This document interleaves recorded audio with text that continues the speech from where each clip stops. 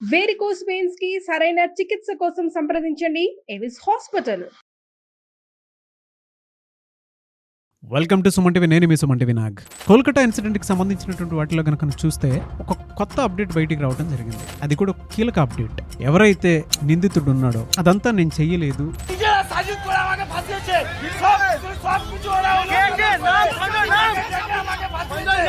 నా చేత కావాలని చేయిస్తున్నారు అని గట్టిగా అరవటం, అంటే పోలీసులు ఎప్పుడైతే తీసుకుని వెళ్తున్నారో గట్టిగా అరవటం, ఒక వీడియో క్లిప్ కూడా బయటికి రావడం జరిగింది.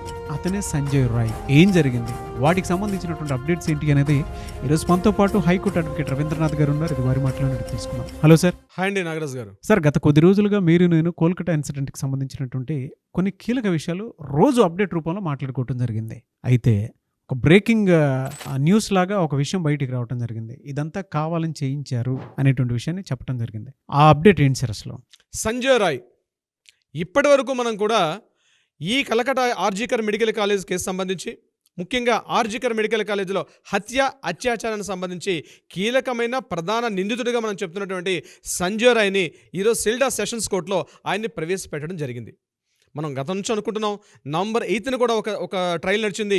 నవంబర్ 11th నుంచి కూడా ప్రతిరోజు ఈ యొక్క కోర్టు ట్రయల్స్ జరుగుతాయని మనం చెప్పడం జరిగింది. ఇదే రోజు సెల్డా సెషన్స్ కోర్టులో ఉంటుంది, at the same time Kolkata హైకోర్టులో ఉంటుంది, ఎట్ ద సేమ్ టైం సుప్రీంకోర్టులో కూడా ట్రయల్స్ జరుగుతున్నాయి. అయితే సెల్డా సెషన్స్ కోర్టుకు మాత్రమే ఇక్కడ సంజయ్ రాయ్ మాత్రం అటెండ్ అవుతున్నాడు.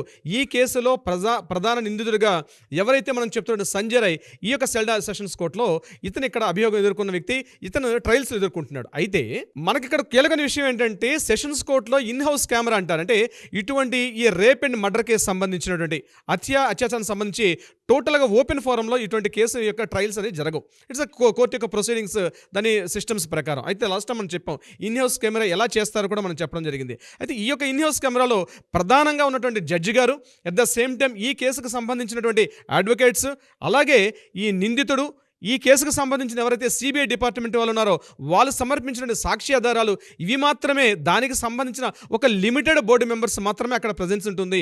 అయితే ఈరోజు ఈ కోర్టులో ఈ ఇన్ హౌస్ కెమెరాలో ఏదైతే జరిగిందో టోటల్గా అంతా కూడా వీడియో షూట్ చేస్తారు. ఎట్ ద సేమ్ టైం ఈరోజు ఎవరైతే చనిపోయినటువంటి విక్టిమ్ మనం చెప్తున్నామో ఆ అభికి సంబంధించినటువంటి పేరెంట్స్ కూడా ఈరోజు ఈ కోర్టులో వాళ్ళు కూడా పార్టిసిపేట్ చేయడం జరిగింది.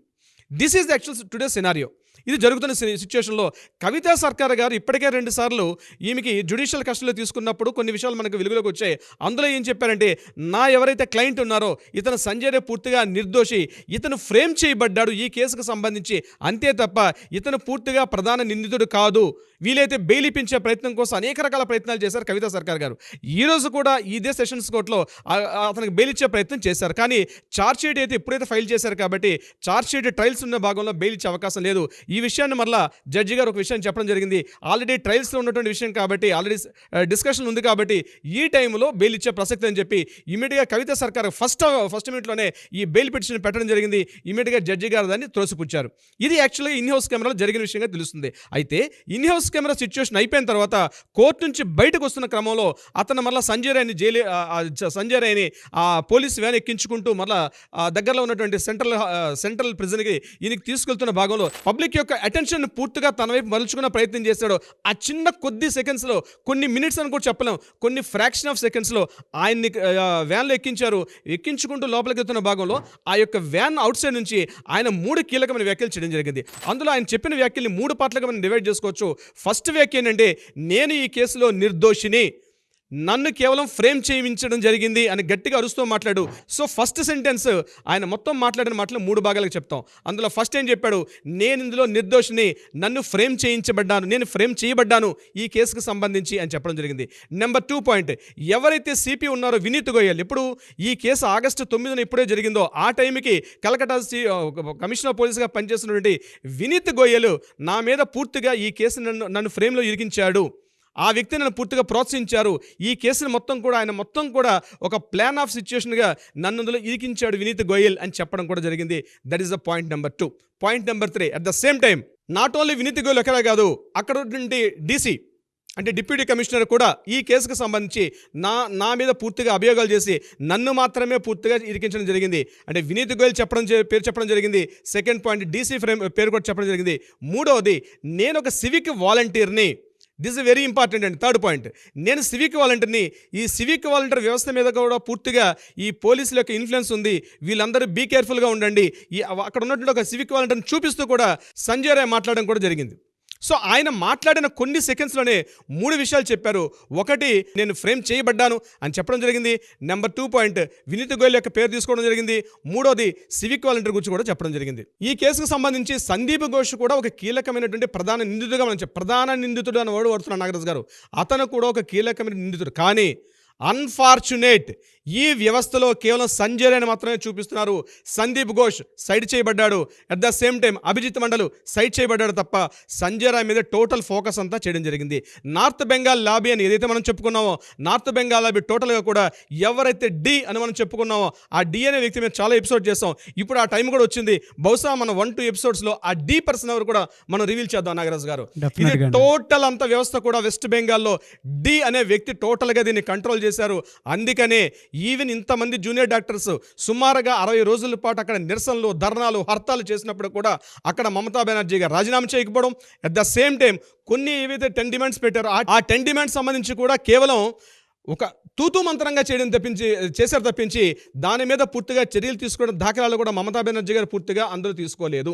అయితే ఈరోజు సంజయ్ రాయ్ కోర్టు నుంచి బయటకు వస్తూ చెప్పినటువంటి వ్యాఖ్యలు నిజంగా మీడియా మిత్రులందరూ కూడా దాన్ని కాస్త ఇన్వెస్టిగేషన్ జర్నలిజం పాయింట్ ఆఫ్ వ్యూలో కానీ అనలైజ్ చేయగలిగితే మాత్రం డెఫినెట్గా సంజయ్ రాయ్ అనే వ్యక్తి, నేను మొదటి నుంచి చెప్తున్నాను, సంజయ్ రాయ్ అనే వ్యక్తి కేవలం ఫ్రేమ్ చేయబడ్డాడు. టోటల్ అటెన్షన్ అంతటిని కూడా సంజయ్ రాయ్ మీద చూపించారు. అసలు వ్యవస్థ అంతా కూడా మెయిన్ క్యాండిడేట్స్ అందరూ కూడా ఆల్రెడీ ఇప్పుడే చట్టం నుంచి పక్కకు తప్పుకోబడ్డారు. నేను ఈ విషయం చెప్పడానికి చాలా సాహసం చేస్తున్నాను నాగరాజు గారు. ఎందుకంటే it's not a joke. Total entire ఆ సేతు హిమాచలం భారతదేశం మొత్తం కూడా ఎంటైర్ కలకటా ఇష్యూ మీద మొత్తం చూస్తారు. సుమారుగా 90 రోజుల పాటు, ఆగస్టు 9 జరిగింది, ఈరోజు నవంబర్ 11 అంటే సుమారుగా 92 డేస్ అయింది. ఈ రోజుకి 92 రోజుల పాటు ప్రతి ఒక్కరు కూడా వెయిట్ చేశారు నిందితుడికి ఇప్పటికైనా శిక్ష జరుగుతుందేమని చెప్పి. అయినప్పటికీ కూడా సంజయ్ రాయ్ మీద టోటల్గా ఫోకస్ చేయడం జరుగుతుంది. ఇప్పటికైనా సెంట్రల్ గవర్నమెంట్, ముఖ్యంగా మోడీ గారు కావచ్చు, లేకపోతే ద్రౌపది ముర్ము గారు, ఏదో ప్రెసిడెంట్ ఆఫ్ ఇండియాకి ఈ పేరెంట్స్ వెళ్ళి మాట్లాడడం జరిగింది. ఇప్పటికైనా ఒక కమిటీ వేసి ఇది జ్యుడిషియరీ చేస్తున్నారు. 100% జ్యుడిషియరీ తన సిస్టమ్ చేస్తుంది.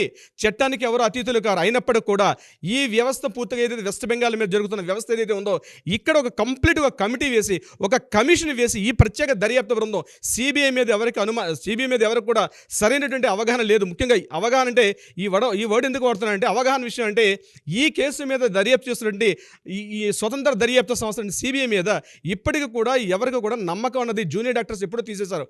మాకు సిబిఐ మీద మాకు నమ్మకం లేదు అని చెప్తూ సుమారుగా 16 రోజుల పాటు కంటిన్యూగా ధర్నాలు చేశారు. ఈవెన్ దో హంగర్ స్ట్రైక్స్ కూడా చేయడం కూడా జరిగింది. సిబిఐ ఇప్పటికైనా కళ్ళు తెరవాలి. ఎవరైతే ప్రధాన దోషులు ఉన్నారో వాళ్ళని సైడ్ చేసే పనిలో ఉన్నారు. సంజయ్ రాయ్ని మాత్రమే చూపిస్తున్నారు నాగరాజు గారు. This is not right. ఇప్పటికైనా సందీప్ ఘోష్ని వెలుగులో తీసుకొచ్చి ఈ ట్రయల్స్లో భాగంగా సందీప్ ఘోష్ మీద ఇష్యూ జరిగిన తర్వాత ఆఫ్టర్ 20 డేస్ తర్వాత మళ్ళీ ఎఫ్ఐఆర్ చేయడం జరిగింది. కాదు, సందీప్ ఘోష్ని తీసుకొని రావాలి. సంజయ్ రాయ్ని, సందీప్ ఘోష్ని, at the same time Abhijit Mandal, ముగ్గురిని కూడా ఒకేసారి ఇంటరాగేషన్ చేసినప్పుడు కొన్ని విషయాలు వెలుగులోకి వచ్చే అవకాశం ఉంటుంది నాగరాజు గారు. ఎస్, బట్ ఏదేమైనా సరే కీలక అప్డేట్ ఇది. దీనికి సంబంధించినటువంటి వాటిల్లో ఆడియన్స్ కూడా వాళ్ళ ఒపీనియన్ ఏ విధంగా షేర్ చేస్తారు అనేటువంటి విషయాన్ని చూద్దాము. ఏదేమైనా we want justice, we demand justice. Thank you so much Ravindranath గారు. Thank you so much Nagaraju గారు.